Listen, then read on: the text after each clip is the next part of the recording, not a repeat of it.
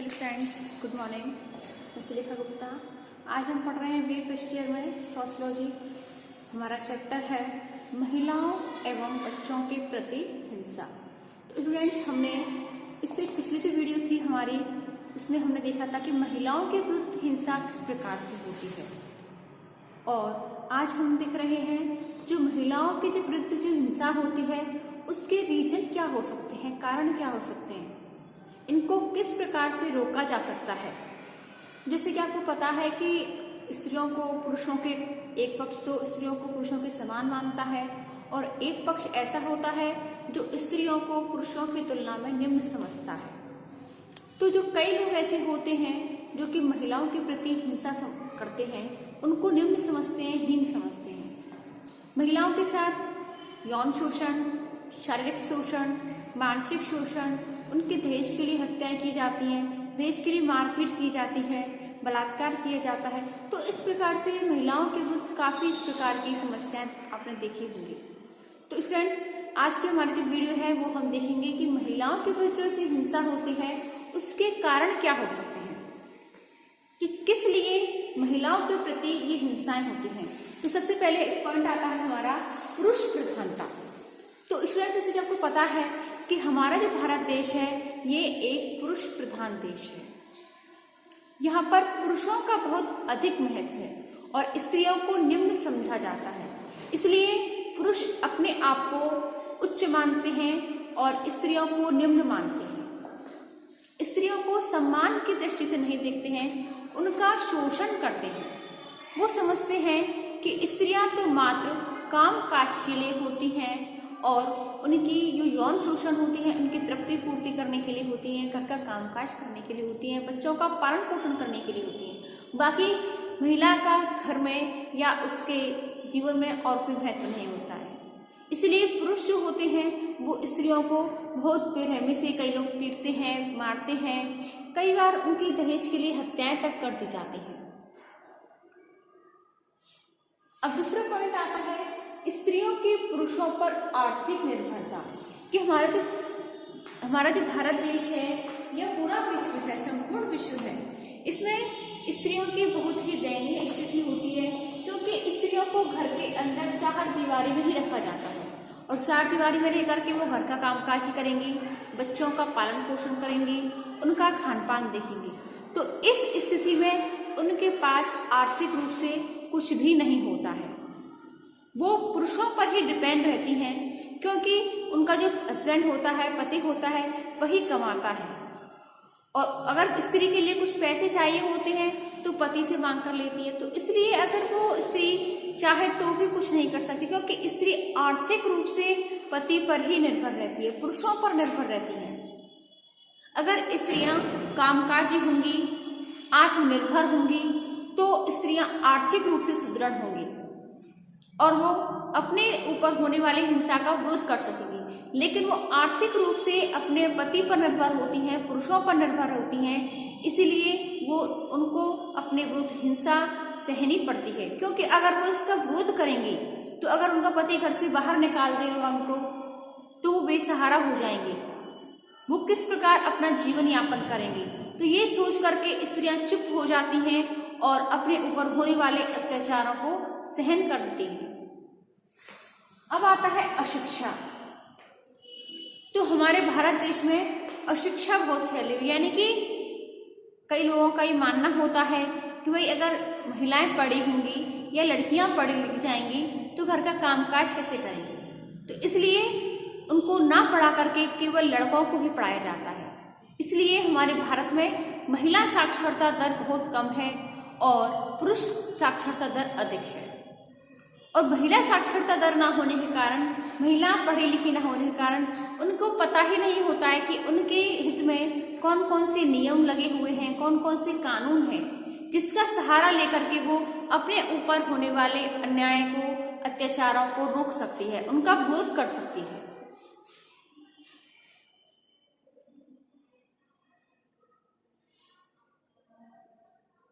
अब आता है महिलाओं के प्रति विद्वेष। महिलाओं के प्रति विद्वेष। कई पुरुषों में महिलाओं के प्रति भावनाएं भरी होती हैं। भावना ऐसी होती है कि महिलाओं को मार पीट कर, उनके ऊपर अत्याचार करके उनकी जो शांत हो जाती है, उनकी जो तृप्ति होती है वो शांत हो जाती है।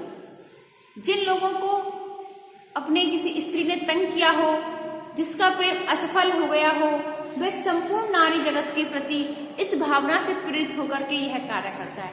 कई बार ऐसा होता है कि एक जो पुरुष होता है वो किसी स्त्री से प्रेम कर लेता है, लेकिन उनका प्रेम सफल नहीं हो पाता, इनकी शादी तक नहीं पहुंच पाता है, उस स्त्री कहीं और शादी हो जाती है, तो इससे वो एकदम से भड़क जाता है और वो भड़का हुआ जो पुरुष होता है उसकी स्त्री जाति के प्रति ऐसी हीन भावना हो जाती है कि वो स्त्री जाति से नफरत करने लगता है,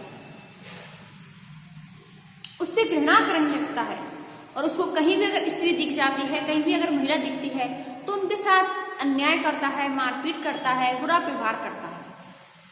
अब आता है सामाजिक कुप्रथा। जो हमारे समाज में जो कुप्रथाएं फैली हुई हैं, जैसे कि महिलाओं का सती हो जाना, जैसे किसी स्त्री का पति मर जाए तो उस स्त्री को जिंदा जला दिया जाता है, सती कर दिया जाता है। विधवा पुनर्विवाह का अभाव पाया जाता है, जैसे कि कोई स्त्री कम उम्र में अगर विधवा हो जाए तो उसका पुनर्विवाह नहीं किया जाता, जिसके लिए उसका पूरा जीवन बहुत कष्टमय हो जाता है, तो किसके सहारे वो अपना जीवन व्यतीत करेगी।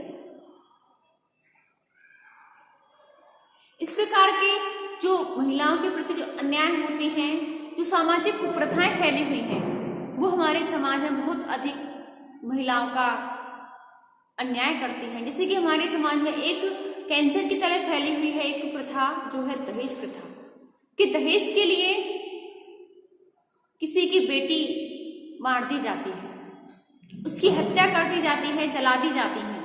कई बार उनको दहेज के लिए इतना प्रताड़ित किया जाता है कि उनको बार बार वो दुख सहना पड़ता है। आजकल के न्यूज चैनल जो होते हैं, समाचार पत्र पत्रिकाएं हैं, उनमें आए दिन ये सुर्खियां बनी हुई हैं कि दहेज के लिए फलां जगह पर फलां मार दिया गया। तो इस प्रकार की जो कुप्रथाएं हैं ये महिलाओं को अत्याचार बहुत अधिक करती हैं महिलाओं को। अगला आता है पारिवारिक तनाव। पारिवारिक तनाव जो महिलाओं के प्रति अत्याचार के लिए बहुत अधिक उत्तरदायी होता है, क्योंकि जब पति पत्नी के स्वभाव में अगर सामंजस्य नहीं बैठता है, पति और पत्नी दोनों की अगर सोच नहीं मिलती है, विचार अगर नहीं मिलते हैं, विचारों में अंतर होता है, तब पति अपनी पत्नी पर अपने जो विचार होता है उनको थोपने का प्रयत्न करता है। और ऐसी स्थिति में अगर पत्नी उनके विचारों को अपने मानने पर अगर विरोध करती है तो ऐसी स्थिति में पति द्वारा पत्नी पर अत्याचार किए जाते हैं, जुल्म किए जाते हैं, उसको मारा पीटा जाता है, धमकाया जाता है,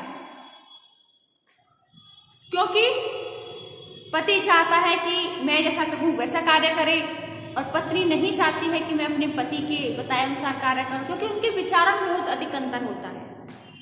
और इस वजह से पति जो होते हैं वो महिलाओं पर, अपनी पत्नियों पर बहुत अधिक अन्याय करते हैं, अत्याचार करते हैं। अगला आता है पीड़ित द्वारा भड़काना। पीड़ित द्वारा भड़काना यानी कि ऐसी जो महिलाएं होती हैं, अगर उनका पति उन पर कोई अत्याचार करता है, उन पर जुल्म करता है, तो ऐसी स्थिति में स्त्री का और अधिक उसको भड़काना, पति को अधिक भड़काना, उसके घर वालों की उसके सामने बुराई करना, भलाई बुराई करना, परिवार के प्रति ध्यान न देना, लड़ाई झगड़ा करना, काम के लिए आनाकानी करना, अपने पति की दूसरों के सामने बुराई करना, पराये मर्द के साथ अनैतिक संबंध स्थापित करना, जो ऐसे जो कार्य होते हैं वो इन कार्यों के द्वारा जो महिला होती हैं, पीड़ित महिलाएं होती हैं, ये अपने पति को भड़काती हैं, जिससे कि उनका पति जानबूझ करके अपनी पत्नी पर जुल्म करे, अत्याचार करे। क्योंकि कई बार जो स्त्रियां होती हैं वो मानसिक रूप से विक्षिप्त हो जाती हैं, मानसिक रूप से आघात हो जाती हैं, और वो नहीं जान पाती है कि वो ऐसा क्या गलत कार्य कर रही हैं जो कि उसके पति को अच्छा नहीं लगता है, उसके पति की मर्जी के विरुद्ध होता है। और जो अपनी पति की मर्जी के विरुद्ध ऐसा कार्य करती हैं जो महिलाएं, उनको ये सब अत्याचार अधिक सहने पड़ते हैं। अगला आता है नशा। तो जो नशा होता है, मादक सेवन होते हैं, नशीली दवाइयां होती हैं, अफीम है, चरस है, गांजा है, शराब है, इनके अगर आदी होते हैं पति, तो वो नशे की हालत में अपनी पत्नी पर बहुत अधिक जुल्म करते हैं। कई बार आपने देखा होगा कि बलात्कार के जो केस होते हैं उनमें भी कई बार जो बलात्कारी होता है वो नशे की हालत में धुत होता है। उसको नहीं पता होता है कि वो जो कार्य कर रहा है क्या वो सही है या गलत है। नशे की हालत में शराब पी करके जब पति घर पर आता है तो अपनी पत्नी के साथ वह मारपीट करता है, लात घूंसे देता है, यहाँ तक कि इतनी पिटाई करता है कि उसका कोई अंग भी विक्षिप्त हो जाता है। नशे की हालत में व्यक्ति स्वयं को यह पता नहीं होता है कि अपने द्वारा किए गए जो कार्य होते हैं, जो मारपीट होती है, इसका परिणाम क्या होगा।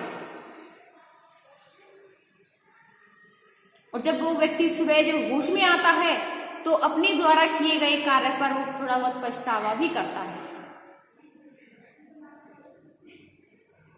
कई बार ऐसा भी देखा जाता है कि अब जो अपराधी व्यक्ति होता है, अपराध को कबूल करने के लिए साहस जुटाता है और साहस जुटाने के लिए वो शराब का सेवन करता है।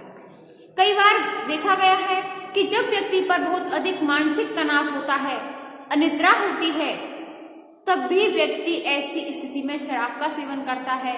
कई बार व्यक्ति जब बहुत अधिक थक जाता है, उसे बेचैनी होती है, तब भी वो शराब का सेवन करता है जिससे कि उसे आराम मिल सके। अगला आता है अपराधी के प्रति निष्क्रियता। अपराधी के प्रति निष्क्रियता। कई बार ऐसा होता है कि जो महिलाएं होती हैं ये अपराध का शिकार होती हैं, अपने ऊपर किए गए अपराध को भी वो बर्दाश्त करती रहती है, अपने द्वारा अपने ऊपर किए गए बर्दाश्त को किसी के सामने नहीं कहती है, न्यायालय की शरण नहीं लेती हैं, वे पुलिस को नहीं बताती हैं और अन्य लोगों की भी मदद लेने से कतराती हैं। और ऐसी स्थिति में अपराधी को शय मिल जाती है कि मेरे द्वारा किए गए कार्य से यह स्त्री किसी से भी नहीं करेगी। इससे अपराधी को निरंतर अपराध करने की प्रेरणा मिल जाती है और वह अपराध करता चला जाता है। अगर स्त्रियां थोड़ा बहुत साहस जुटा लें और पुलिस, कानून या न्यायालय की शरण लें या किसी समाज सेवी की शरण लें और अपने ऊपर होने वाले अत्याचार की विरुद्ध लड़ाई लड़ें, उसके खिलाफ हो, तो शायद अपराधी अपराध करने से थोड़ा बहुत कतराएगा। अगला आता है परिस्थितिवश प्रेरणा। तो कई बार ऐसी परिस्थितियां भी हो जाती हैं कि व्यक्ति भूलवश अपराध कर बैठता है।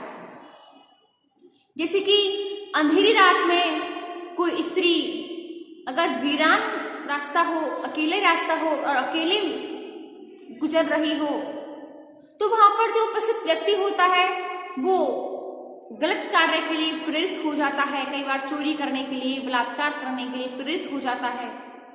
कई बार आपने देखा होगा कि लड़कियां जो होती हैं, महिलाएं जो होती हैं, वो अकेले खेत खलिहानों से या खान में या फैक्ट्रियों में स्त्रियां अकेले होती हैं तो उनके मालिक भी उनके साथ छेड़छाड़ करते हैं, उनके साथ अवैध संबंध स्थापित करने के प्रयत्न करते हैं, जो कि स्त्रियों को शारीरिक और मानसिक पीड़ाएं पहुंचाते हैं, उनको अंदर से आघात पहुंचाते हैं। अब आता है हिंसा को रोकने के उपाय एवं सुझाव कि किस प्रकार से महिलाओं के विरुद्ध होने वाली हिंसा है उसको हम रोक सकते हैं। तो इसमें सबसे पहले आता है आश्रय की व्यवस्था। आश्रय की व्यवस्था जैसे कि अगर कोई पति अपनी पत्नी पर जुल्म कर रहा है, अत्याचार कर रहा है और अगर स्त्रियां घर से बाहर निकल जाए ऐसी स्थिति में, उसका घर छोड़कर चली जाए, तो ऐसी स्थिति में सरकार को एक आश्रय व्यवस्था बनानी चाहिए जहां पर वो महिलाएं, ऐसी महिलाएं रह सकें। कई बार ऐसा होता है कि स्त्रियों को भगा ले जाते हैं, बहला फुसला करके अपहरण कर ले जाते हैं। तो अगर वो स्त्रियां उनसे छूट जाएं, वहां से भाग जाएं, तो ऐसी स्थिति में उनके लिए एक आश्रय व्यवस्था होनी चाहिए, एक आश्रम होना चाहिए जहां पर वो स्त्रियां निसंकोच रह सकें, उन्हें किसी बात का भय ना हो।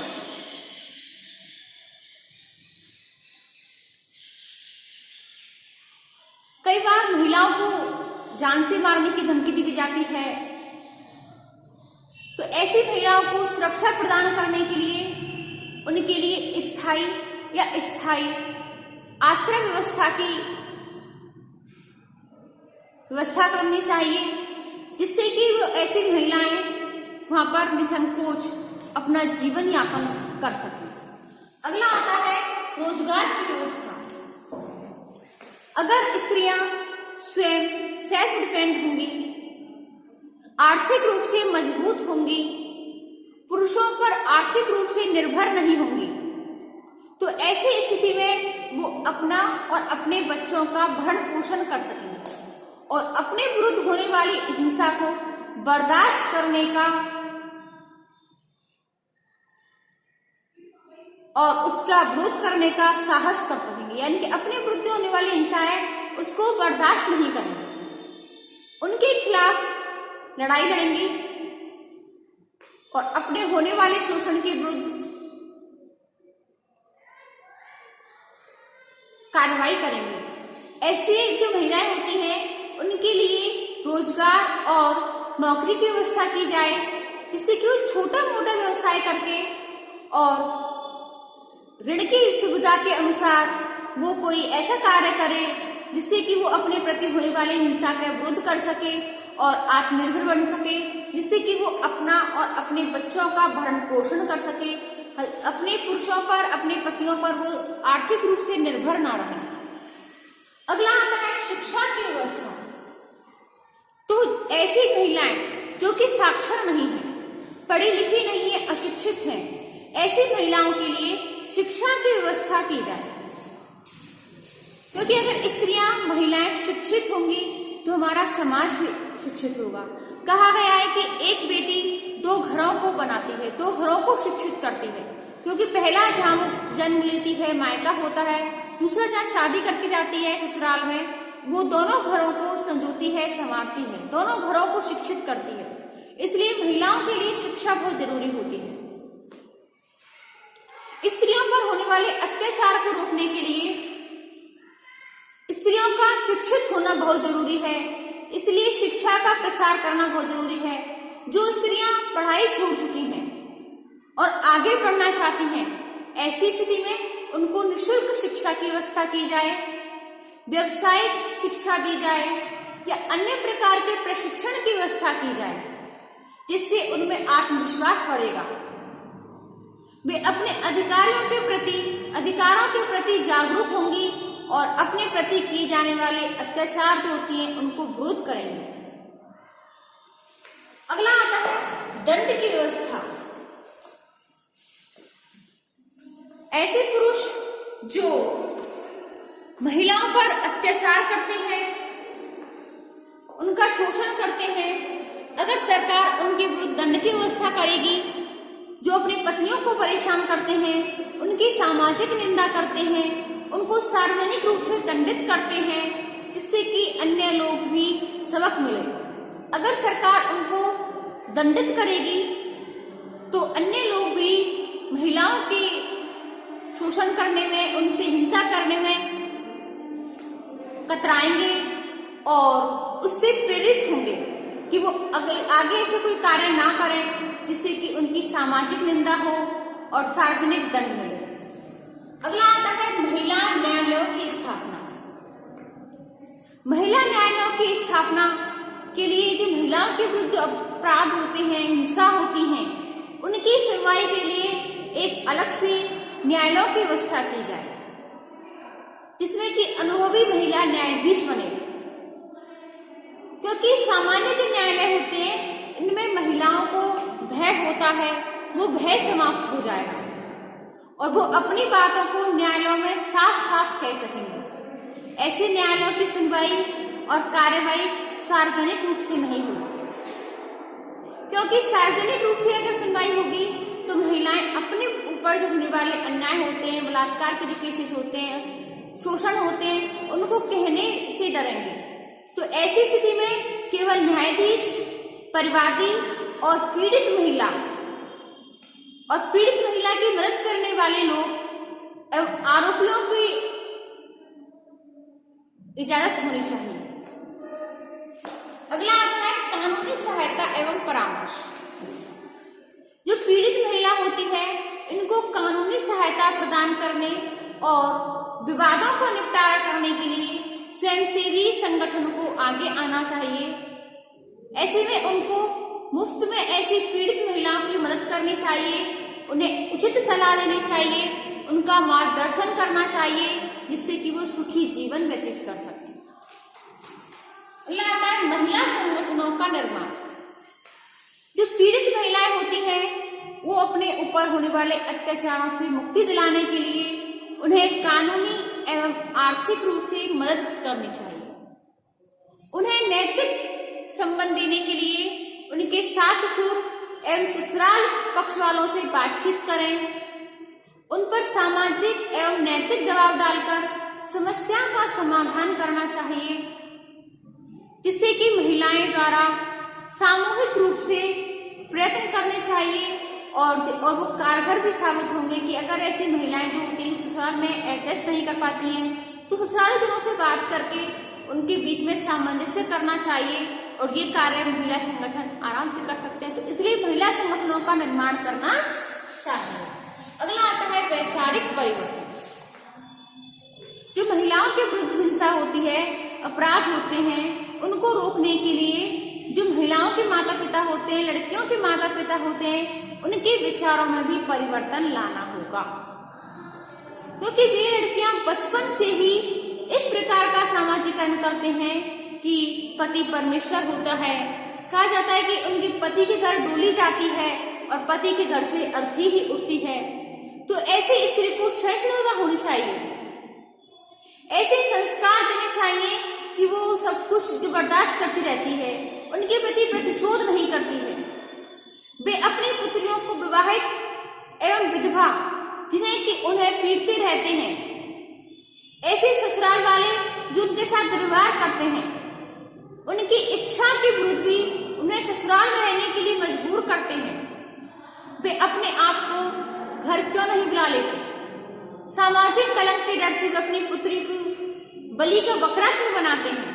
उनको पता होता है कि उनकी पुत्री के ससुराल वाले कैसे हैं, दहेज के लिए प्रताड़ित करते हैं, उनको यातनाएं देते हैं, लेकिन फिर भी जो हमारे विचार हैं, इन विचारों के अंतर्गत कि हमारी अगर बेटी को घर बुला लेंगे तो हमारी सामाजिक निंदा हो जाएगी, तो इस कलंक की वजह से वो अपनी बेटी को नहीं बुलाते हैं अपने घर और अपनी पुत्री को जानबूझ करके बलि का बकरा बना देते हैं। अगर वो विचारों में परिवर्तन लाएंगे, उनसे कहेंगे कि अपने ऊपर होने वाले अत्याचारों को नहीं सहना चाहिए,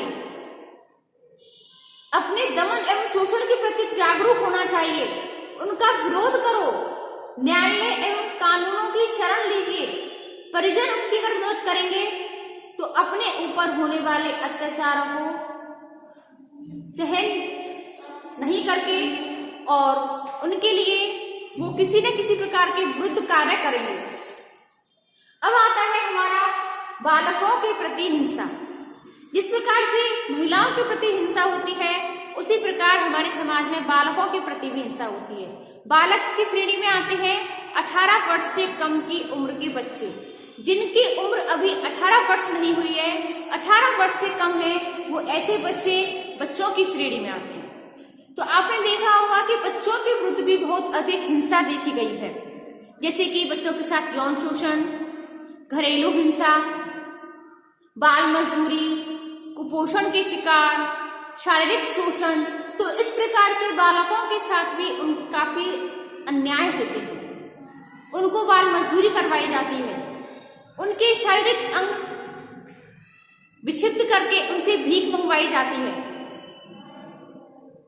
बालकों की कई बार अपहरण करके बलि दी जाती है, उनसे बाल मजदूरी करवाई जाती है, नौकरी कई बार करवाई जाती है।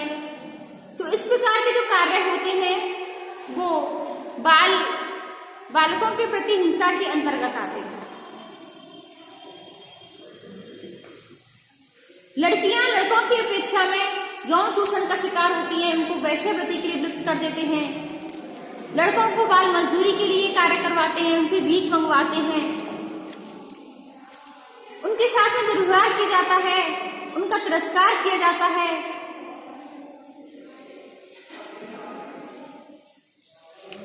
तो ऐसे जो कार्य होते हैं वो बालकों के विरुद्ध हिंसा के अंतर्गत आते हैं।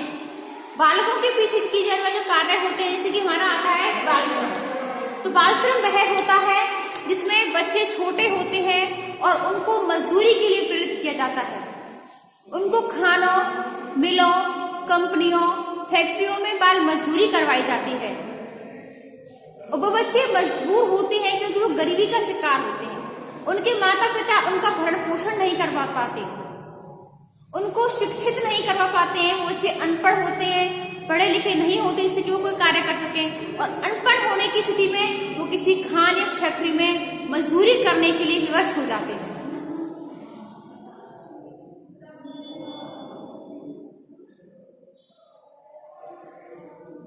अगर हमारे भारतीय सरकार ये बालकों के विरुद्ध होने वाली हिंसा का अगर कार्य करे, उनके विरुद्ध होने वाले जो कार्य होते हैं, हिंसा होती है, उनको रोकने के लिए अगर प्रयास करे तो हो सकता है कि बालकों को अच्छा शोषण मिल सके, अच्छा पोषण मिल सके, उनको शिक्षा मिल सके, उनका अच्छी तरह से जीवन यापन हो सके। तो स्टूडेंट्स, आज की जो हमारी वीडियो थी वो है महिलाओं के विरुद्ध जो होती है हिंसा होती है, इसके कारण क्या हो सकते हैं, उनको किस प्रकार से रोका जा सकता है, और बालकों के प्रति हिंसा किस प्रकार से होती है। तो स्टूडेंट्स, आज की वीडियो में बस इतना ही। इससे आगे हम दिखेंगे अपनी नेक्स्ट वीडियो में। धन्यवाद।